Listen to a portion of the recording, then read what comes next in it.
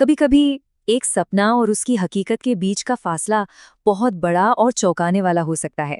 आज की कहानी एक ऐसी ही लड़की सपना की है जिसके विदेश जाने के सपने की कीमत उसे एक ऐसे तरीके से चुकानी पड़ी जिसके बारे में उसने कभी सोचा भी नहीं था। तो चलिए मिलते हैं सपना से। उसका सिर्फ एक ही सपना था, विदेश जाना। ये कोई ऐसी वैसी ख्वाहिश नहीं थी, आप समझिए, ये एक जुनून था। एक ऐसा जुनून जिसने उसकी जिंदगी के हर फैसले को अपने कंट्रोल में कर लिया था। देखिए, सपना के लिए कामयाबी का मतलब ही कुछ और था। उसके लिए एक अच्छी नौकरी मिलना काफी नहीं था। नहीं, बिल्कुल नहीं। वो नौकरी भारत से बाहर होनी चाहिए, बस। अपने देश में मिला हर मौका उसे अपनी एक हार जैसा लगता था। इस जुनून के बीच ना एक आवाज थी जो उसे हकीकत से रूबरू कराने की कोशिश कर रही थी, और वो आवाज थी उसके दोस्त गोपाल की। गोपाल उसे बार बार समझाता कि भाई, अपने ही शहर में एक अच्छा भविष्य बनाया जा सकता है। लेकिन सपना के लिए विदेश जाने के सपने के आगे सब कुछ बेकार था, और यहीं से कहानी में असली टकराव शुरू होता है। तो जब नौकरी के जरिए विदेश जाने के रास्ते बंद होते दिखे तो किस्मत ने एक नया दरवाजा खोल दिया। ये दरवाजा था एक शादी के रिश्ते का। लड़के का नाम था अतुल, और सपना को लगा बस यही है मेरे सपने की चाबी। अब देखिए, सपना के लिए ये जानना जरूरी नहीं था कि लड़का कैसा है, उसका परिवार कैसा है, उसकी आदतें क्या हैं। नहीं, उसके लिए बस एक ही बात मायने रखती थी कि वो कनाडा में काम करता है। बस ये सुनते ही उसने बाकी सब कुछ नजरअंदाज कर दिया और झट से शादी के लिए हाँ कह दी। और बस यहां से कहानी ने ऐसी रफ्तार पकड़ी कि पूछिए मत। सपना का वो सपना जो अब तक इतना दूर लग रहा था, अचानक हकीकत में बदलने लगा, और वो भी इतनी तेजी से जितनी उसने कभी उम्मीद भी नहीं की थी। इसके बाद तो सब कुछ किसी फिल्म की तरह हुआ।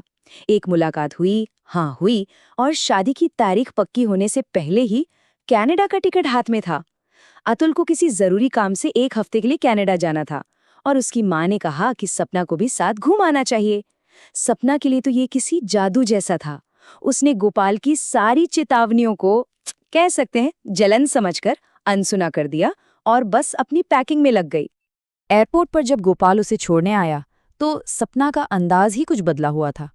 उसने मजाक में गोपाल से कहा, प्रैक्टिस मेरे दोस्त, प्रैक्टिस। मतलब वो पहले से ही खुद को एक बेहतर, एक अलग दुनिया का हिस्सा मान चुकी थी। लेकिन कहते हैं ना, हर चमकती चीज सोना नहीं होती। जैसे ही सपना का जहाज कनाडा में उतरा, उसकी सुनहरी कल्पनाओं का सामना कड़वी हकीकत से होने लगा, और उसके सपनों की दुनिया में पहली दरारें पड़ने शुरू हो गई। सबसे पहला झटका तो सपना को अतुल का वो छोटा सा अपार्टमेंट देखकर लगा।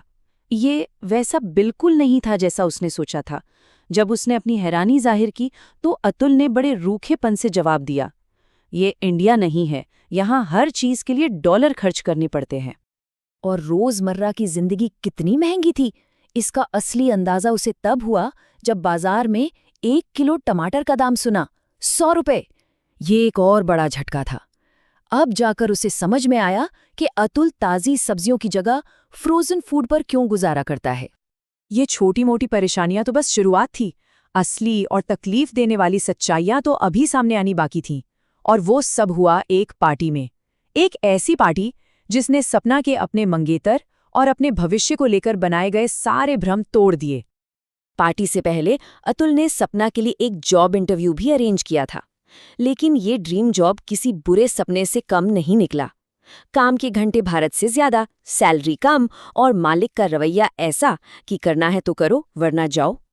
ये देखकर सपना का दिल ही बैठ गया। जब परेशान सपना ने सहारे के लिए अतुल को फोन किया तो मदद तो दूर, उसे डांट मिली। अतुल ने चिल्लाकर फोन काट दिया, ये कहकर कि वो मीटिंग में है और सपना उसका वक्त बर्बाद कर रही है। ये एक बहुत बड़ा इमोशनल झटका था। उसी शाम अतुल उसे एक पार्टी में ले गया।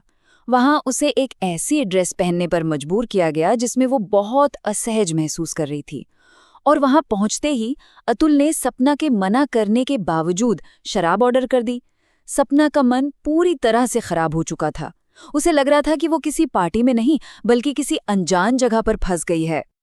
पार्टी में हालात तब और भी ज्यादा बिगड़ गए जब कुछ लोगों ने सपना से बदतमीजी करनी शुरू कर दी।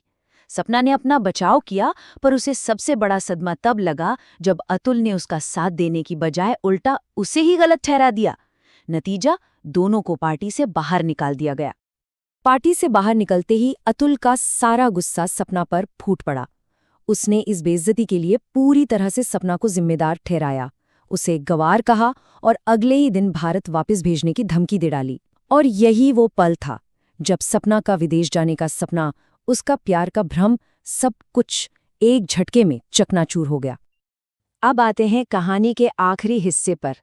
सपना एक बहुत ही दर्दनाक लेकिन कीमती सबक सीखकर घर लौटती है और अपनी जिंदगी को एक बिल्कुल नई दिशा देती है। घर पहुंचकर सपना अपनी माँ के गले लगकर बस रो पड़ी और उसने कहा, मुझे विदेश नहीं जाना, अपने देश जैसी कोई जगह नहीं है। जिस सपने को उसने अपनी पूरी जिंदगी जिया था, वो बस कुछ ही दिनों में एक भयानक हकीकत में बदल चुका था। भारत वापस आकर सपना ने हार नहीं मानी। उसने एक एक करके अपनी जिंदगी को वापस पटरी पर लाना शुरू किया। सबसे पहले परिवार के पूरे सपोर्ट से उसने वो सगाई तोड़ी, फिर अपने दोस्त गोपाल से मदद मांगे और आखिरकार अपने ही शहर में वो शानदार नौकरी हासिल कर ली जिसे उसने पहले ठुकरा दिया था। सपना की ये कहानी हम सब के लिए एक बहुत ज़रूरी सवाल छोड़ जाती है। क्या कोई भी सपना इतना बड़ा हो सकता है कि हम उसकी हकीकत को पूरी तरह नज़रअंदाज कर दें? शायद सबसे बड़ा सपना वो नहीं होता जो हमें दूर देश ले जाए, बल्कि वो होता है जो हमें सही जगह पर सच्ची खुशी दे।